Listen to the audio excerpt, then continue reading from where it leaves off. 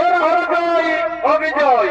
তাই জয় বিজয়ের ভূমিকা অংশ নিয়ে আছেন আপনাদের সকলের সুপরিচিত ও শাশুড়ি জয়বিজয়ের মাহাতোর দুই ছেলে, বিদেশ ভ্রমণকারী ললিত কুমার মাহাতো ও দিলীপ কুমার মাহাতো।